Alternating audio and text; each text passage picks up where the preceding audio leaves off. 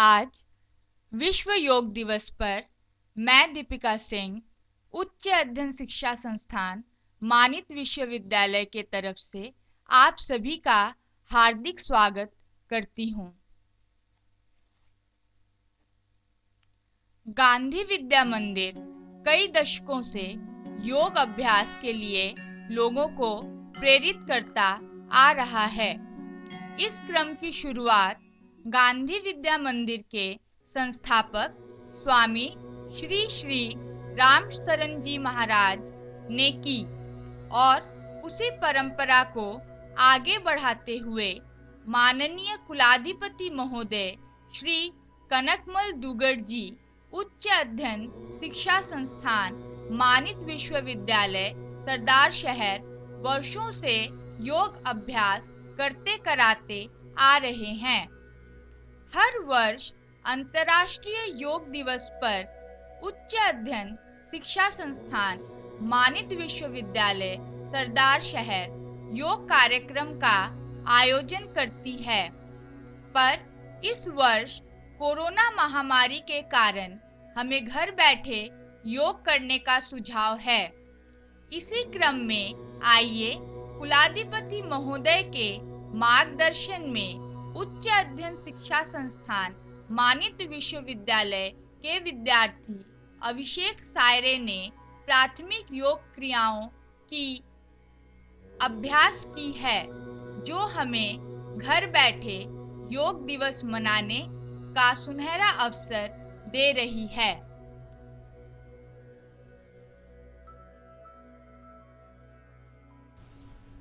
ओम संगच्छध्वं संबद्धध्वं सन्नो मनासि जानतां देवा भागं यथा पूर्वे संजानानामुपासते।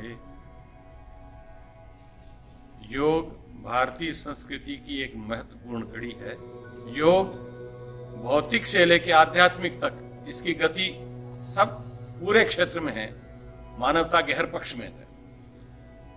पूरे विश्व ने इस योग की पद्धति को स्वीकार किया है, अधिकांशतः शारीरिक लाभ के लिए, पर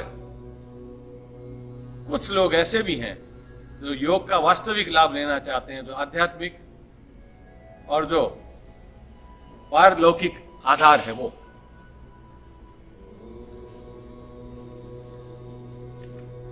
21 जून को एक महत्वपूर्ण दिन योग दिवस के रूप में पूरे विश्व ने माना है। अधिकांश दुनिया के देश इसको मनाते हैं, सीखते हैं। पश्चिमी देशों में योग के प्रति इतनी रुचि है कि वो लाखों रुपया देकर के भी योग की ट्रेनिंग ले रहे हैं।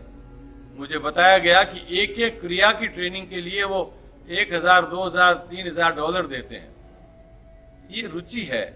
हमने अपनी पद्धति के प्रति रुचि कम करी तो उन्होंने रुचि प्रारंभ कर दी। अब हमें भी वापस अपनी पद्धति पर काम करना है।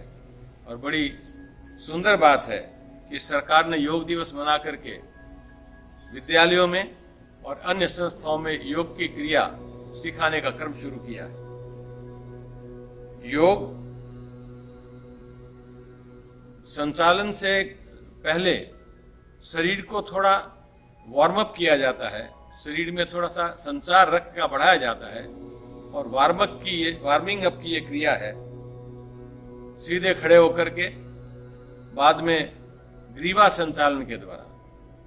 ग्रीवा संचालन आजकल के युवकों के लिए, आजकल के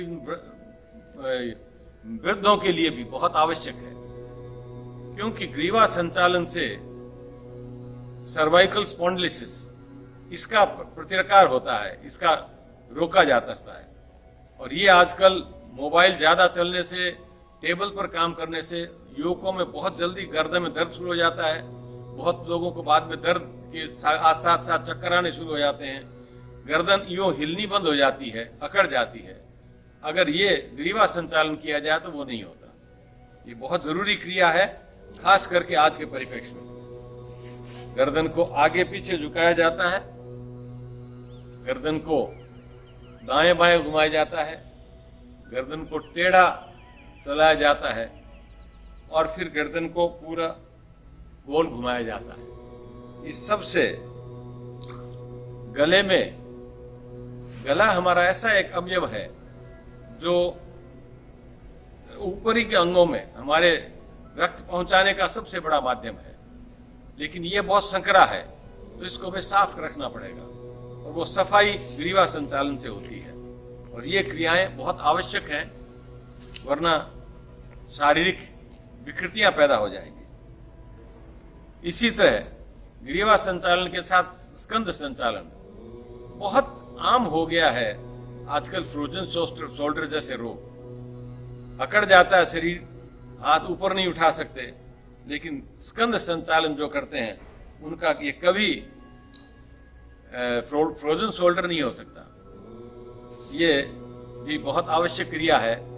लगातार एक ही पोस्चर में लंबे समय तक बैठे रहने के कारण हमारा रक्त संचार प्रभावित होता है और इन संचालनों से वो प्रभावित ठीक हो जाता है। इसमें हाथों को ऊपर करके, हाथों को सामने करके, हाथों को ऊंचा नीचा उठा करके, इसके साथ स्कंद चक्रासन करके, कंधे पर हाथ रखकर उसको कोहनी को घुमा करके ये क्रिया पूरी की जाती है।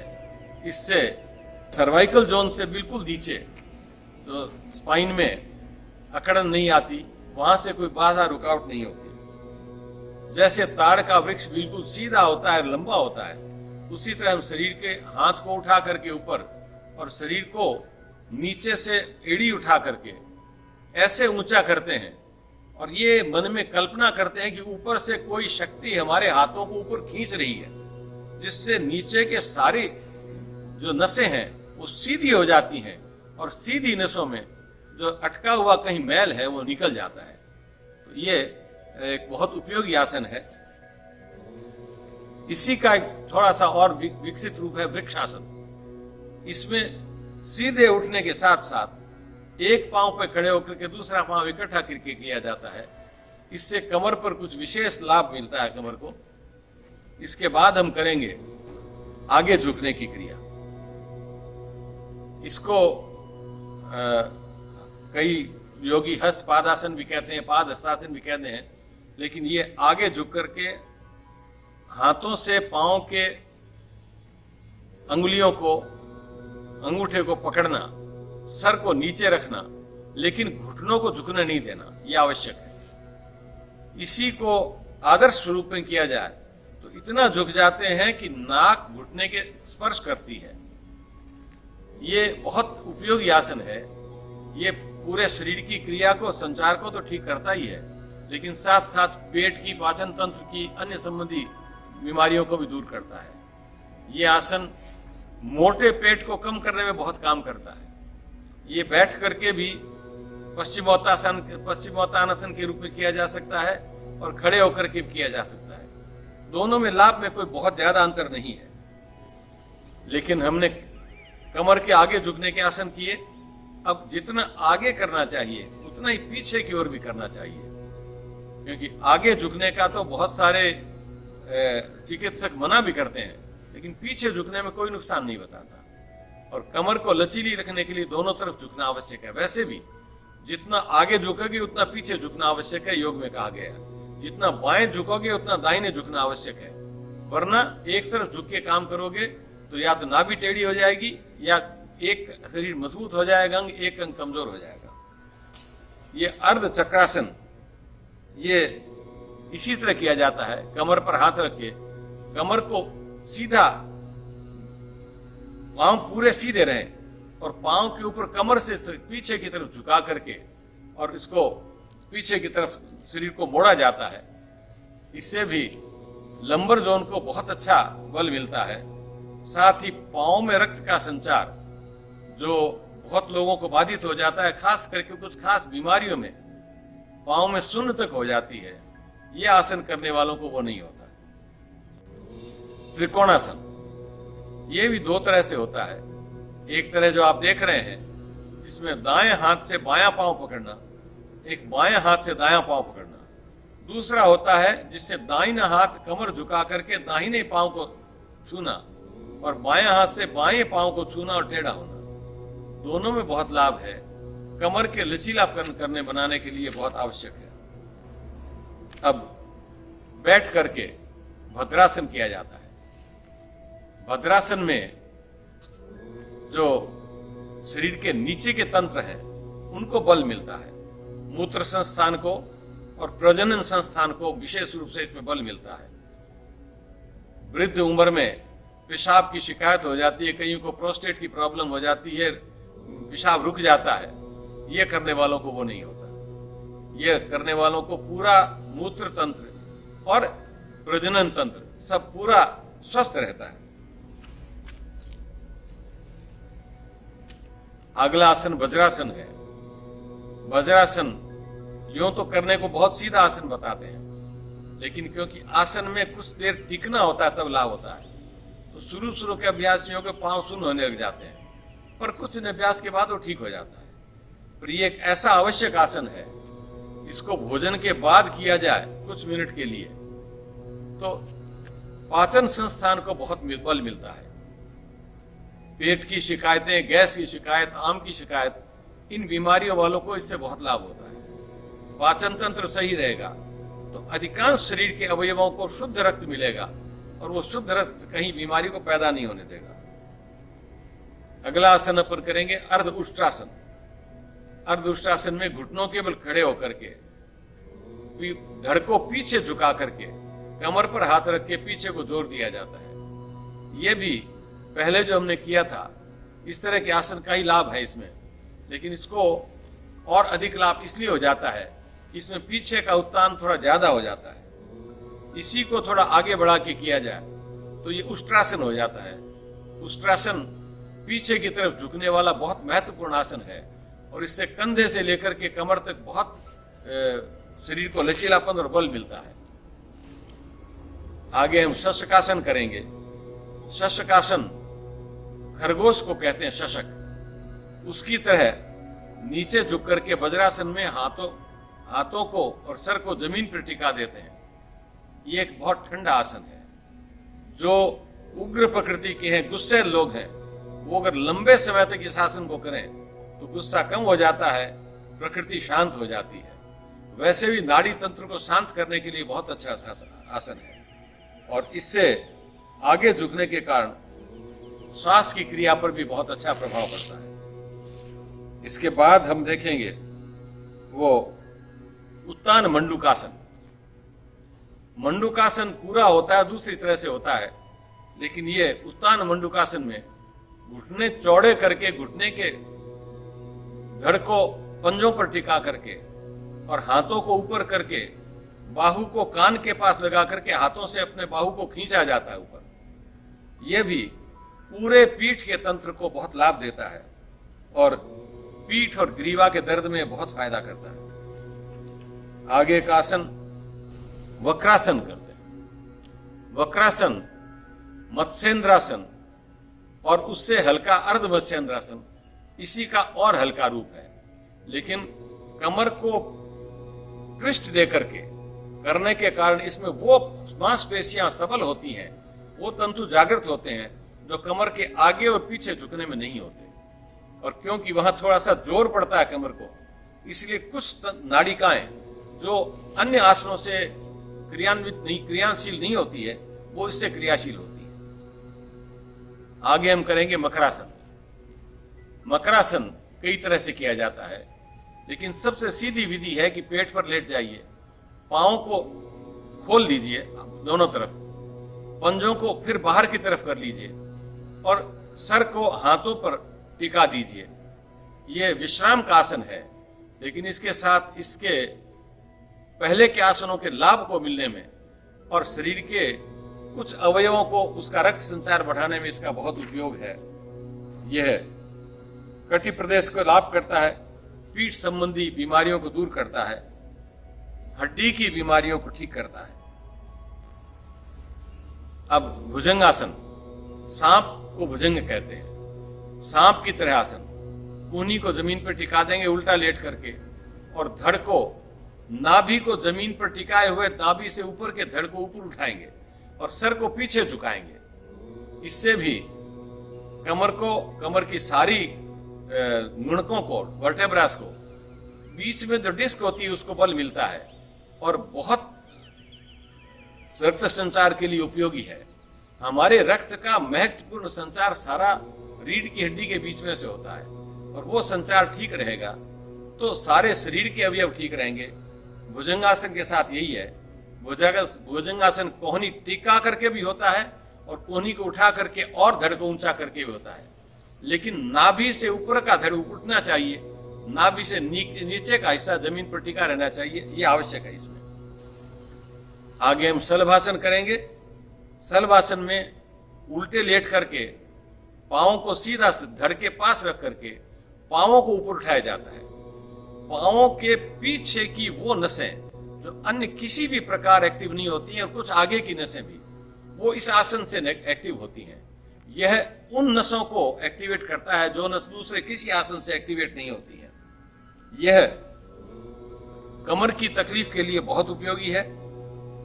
साइटिका आदि जो बीमारियां कमर के रक्त संचार के रुकावट से होती हैं, स्लिप डिस्क होती है, उनमें यह बहुत उपयोगी है। उदर के रोग में, पेट के रोग में भी फायदा पहुंचाता है। जंघाओं और पिंडुलियों को बड़ा ताकत देता है।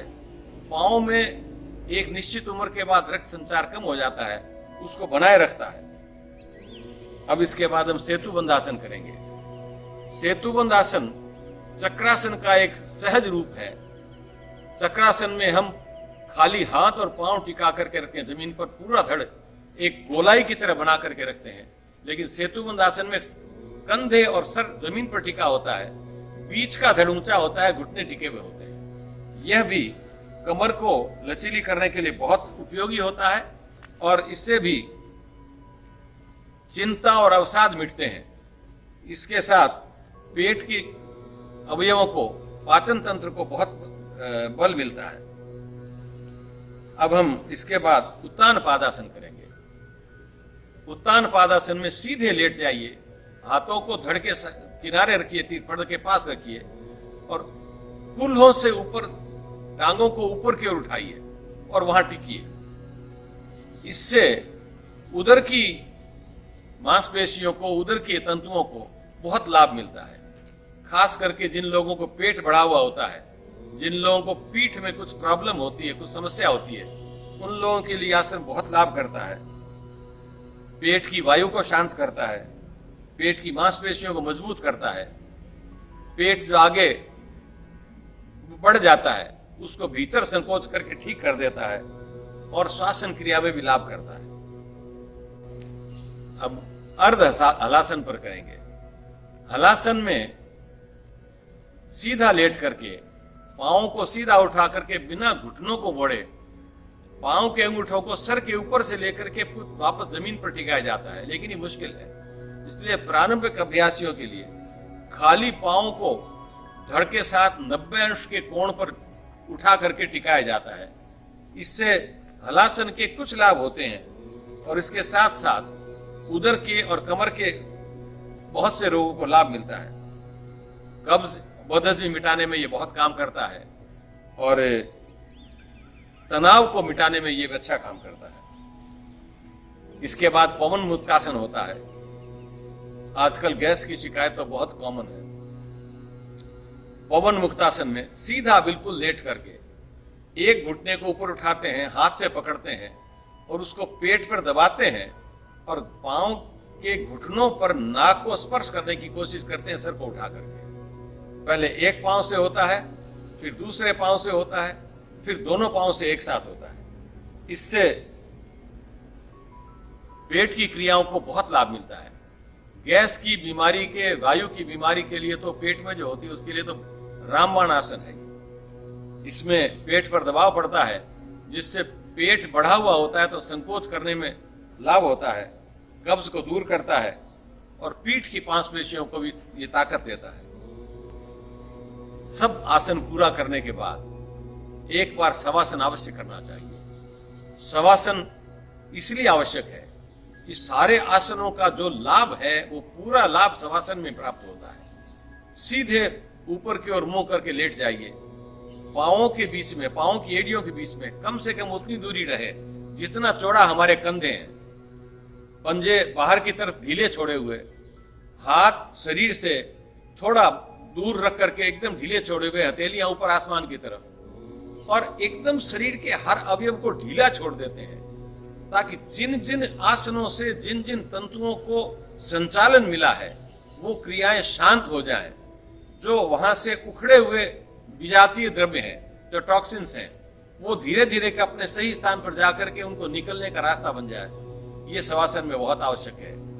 हाई ब्लड प्रेशर में ये आसन बहुत लाभ करता है। अन्य भी कई बीमारियों में, तनाव की बीमारियों में ये बहुत फायदा करता है।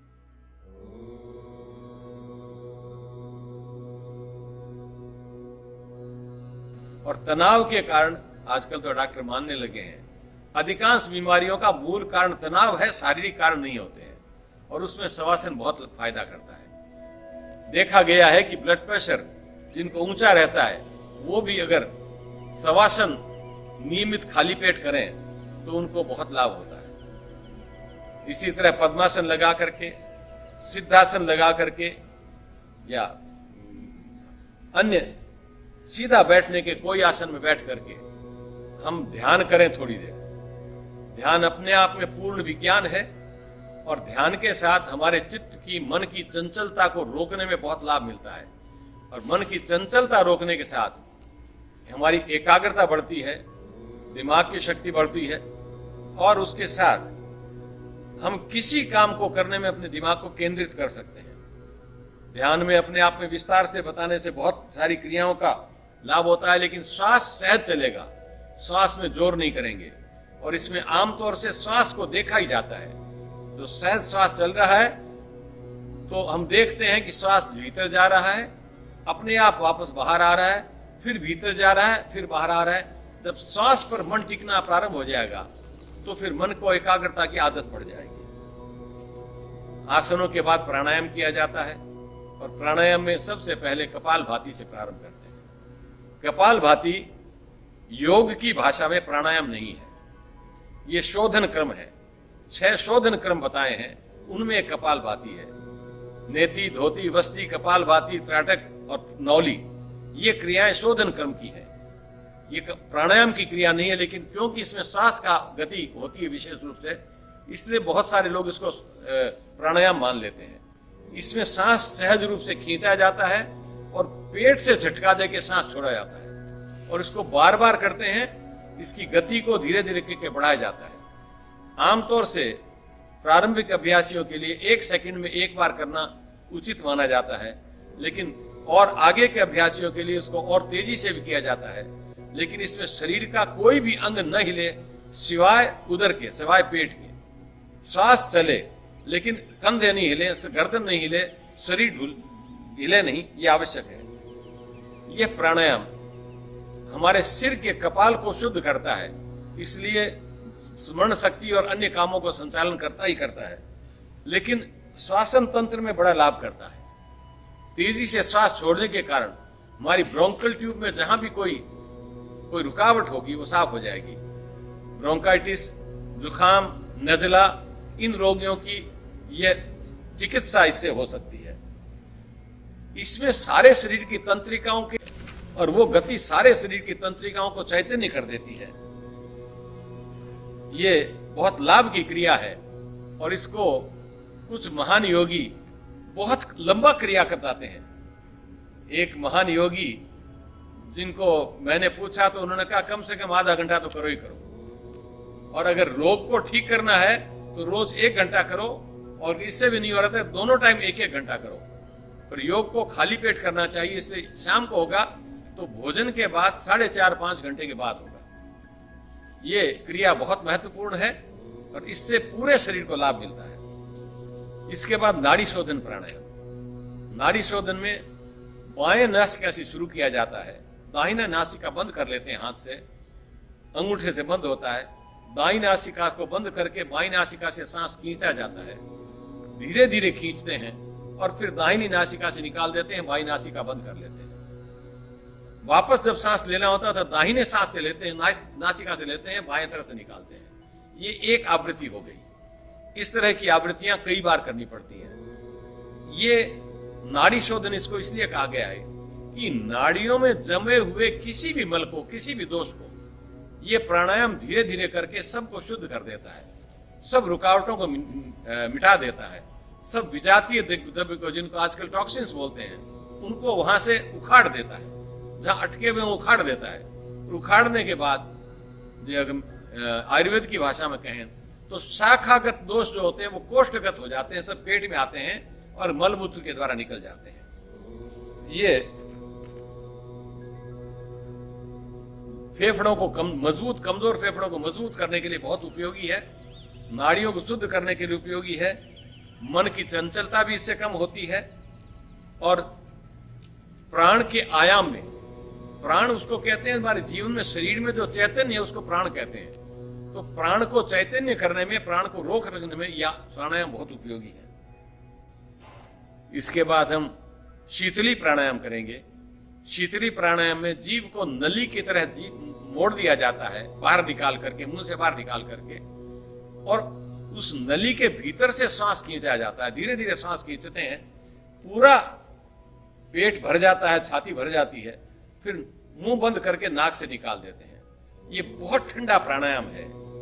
बहुत गर्मी में विचलित हो, व्याकुल हो कोई आदमी और कुछ देर शीतली कर ले तो शरीर ठंडा हो जाता है। वैसे भी अन्य आसनों की, अन्य प्राणायाम की गर्मियों को दूर करने के लिए कई योगी कम से कम गर्मी की मौसम में, गर्म प्रदेशों में इसको आवश्यक बताते हैं। यह पद्मासन, सिद्धासन या स्वस्तिकासन किसी में किया जाता है। यह भी शरीर की रक्त को शुद्ध करता है, ये शरीर की तेजी को मिटाता है, रक्तचाप कम करता है, प्यास घटाता है और पित्त के विकारों को ठीक करता है, कफ को भी शांत करता है, बदहजमी, पुरानी पेट की शिकायत, इनमें बड़ा लाभ करता है। भ्रामरी प्राणायाम इसके बाद करेंगे। इसमें नाक से सांस खींचा जाता है, कान और आंखों को बंद कर दिया जाता है अंगुलियों से, और नाक से श्वास पूरा खींच करके, जैसे भंवरा गुंजान करता हुआ चलता है उसी तरह, भंवरे को भ्रमर कहते हैं, तो भंवरे की तरह गुंजन करते हुए निकाला जाता है सांस को। तो सांस लिया और कान और आंख बंद करके इस तरह निकाला जाता है। ये निकालते समय थोड़ा सा सावधानी देखें तो हमको मालूम पड़ता है कि शरीर, नीचे के शरीर में तो कुछ कंपन होता है, लेकिन मुख्यतः हमारे कपाल में, हमारे नासिका तंत्र में, हमारे ऊपर के इंद्रियों में, आंख, कान, मुंह आदि में, नाक में, इनमें एक भीतर कंपन होता है, और वो कंपन वहां बैठी नाड़ियों को बहुत जागृत करता है, इनको बहुत लाभ करता है। स्मरण शक्ति तेज होती है इससे, और मन एकाग्र होता है। ये शरीर की क्रियाओं को शांत करने के लिए, जैसे शीतकली है, शीतकरी की तरह यह भी मरीज उत्तेजनाओं को शांत करने के लिए बहुत अच्छा काम करता है। ध्यान से पहले अगर थोड़ा शीतल प्राणायाम, शीतली या शीतकरी, भ्रामरी, और इसमें बताया नहीं गया उज्जाई, और अगर आगे के अभ्यासी हों तो चंद्रभेदी प्राणायाम करके ध्यान किया जाए, या धारणा, प्रत्याहार आदि की क्रियाएं की जाए तो बहुत जल्दी सफलता मिलती है। इसके बाद किसी भी महत्वपूर्ण आसन में बैठ करके ध्यान लगाने की प्रक्रिया होती है, और जैसे पहले ध्यान को बताया गया है, ध्यान चित्त को शांत करने में सबसे महत्वपूर्ण बात है। और उसी में आप पद्मासन में करें, सिद्धासन में करें, स्वस्तिकासन में करें, जो नहीं कर सकते वज्रासन में भी कर सकते हैं, जो कुर्सी पर नहीं बैठ सकते, जो नीचे नहीं बैठ सकते, कुर्सी पर बैठ के कर सकते हैं, लेकिन ध्यान उनके लिए बहुत उपयोगी है। आंखें बंद रहती हैं, उसमें श्वास सहज चलता है, और आपका मन कहाँ जाता है उसको आपको अपने मन से अपने मन को देखना है। और वो जब मन से आप देखने लगेंगे, चाहे पहले श्वास पर मन को केंद्रित करके देखें, चाहे शरीर की धड़कन को पर मन को केंद्रित करके देखें, पर बाद में जब मन को मन से देखने लग जाएंगे तो अपने आप मन उसी तरह वापस लौट आएगा। जैसे कई महान कवियों ने, मध्यकालीन कवियों में लिखा है, जैसे पंछी उड़ी जहाज को पुनी जहाज पर आवे। छोटा सा पक्षी बड़े समुद्र में जहाज चल रही है, बैठा है, वो जमीन पर जाना चाहता है, उड़ता है, बहुत उड़ता है, थक जाता है, तो वापस जहाज पर ही आता है, कोई जगह नहीं मिलती रुकने की। इसी तरह जब हमारा मन, अपने मन को हम बहुत एकाग्रता से देखेंगे तो सब जगह जाकर के फिर अपने पर आता है। अपने पर मन को टिकने को ही ध्यान कहते हैं। यही ध्यान है, और इसी के बाद ध्यान का पूर्णता होती है, फिर आगे हम समाधि तक जा सकते हैं। इसी के साथ योग के जो हमारे इस क्रम में बताए गए हैं वो प्राणायाम संपूर्ण होते हैं। तो अब हम इस प्रकरण को बंद करते हैं। सर्वे भवन्तु सुखिनः, सर्वे सन्तु निरामया, सर्वे भद्राणि पश्यन्तु, मा कश्चित् दुःख भाग् भवेत्। ओम पूर्णमदः पूर्णमिदं पूर्णात् पूर्णमुदच्यते पूर्णस्य पूर्णमादाय पूर्णमेवावशिष्यते। ओम शांति शांति शांति।